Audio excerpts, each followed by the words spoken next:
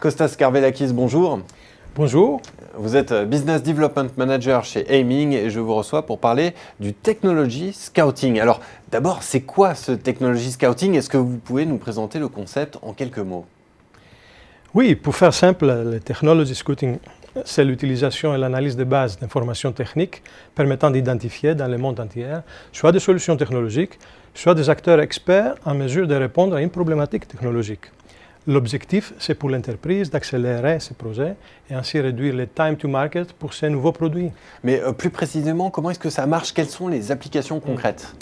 Eh bien, prenez par exemple une entreprise qui serait dans une phase de test d'un nouveau produit. Elle peut rencontrer des problèmes techniques inattendus qu'elle va devoir résoudre.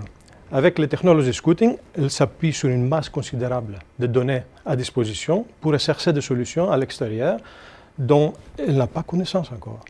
Et si la solution n'existe pas, elle est en mesure d'identifier l'expert ou le partenaire le plus à même de travailler avec elle dans la résolution de ces problèmes. C'est ce qui va lui permettre d'avancer rapidement en respectant son plan initial. Alors, si je comprends bien, c'est un outil d'aide au bon déroulement d'un projet. Oui, mais pas seulement. Il y a une deuxième finalité qui va au-delà de la dimension opérationnelle et court terme. J'entends ici une logique de veille et d'anticipation, car les informations analysées vont donner à l'entreprise un panorama quant aux avancées technologiques et acteurs qui gravitent autour de son sujet. Elle va se dire, tiens, tel acteur fait ça, c'est intéressant, même si ce n'est pas mon idée de départ. Le Technology Scouting peut apporter de nouvelles idées et ainsi permettre de sécuriser les décisions tout en minimisant également les risques. Autrement dit, c'est de la donnée intelligente au service de la stratégie de l'entreprise. Dernière question, Costa, comment est-ce qu'on met en place ce Technology Scouting dans l'entreprise? Parce qu'à vous entendre, la réponse n'est pas si évidente, le sujet a l'air plutôt vaste. Effectivement, il y a deux options.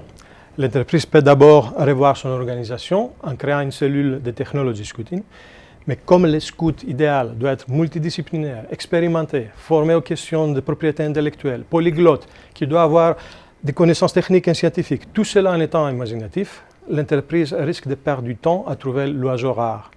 C'est pourquoi la deuxième option peut s'avérer être plus intéressante. Il s'agit tout simplement d'externaliser en missionnant une société spécialisée. C'est une option qui, en plus, aura très certainement un coût plus faible que la construction d'une cellule en interne. Eh bien, merci Kostas Karvelakis de cette présentation du Technology Scouting. Merci beaucoup. Merci à vous.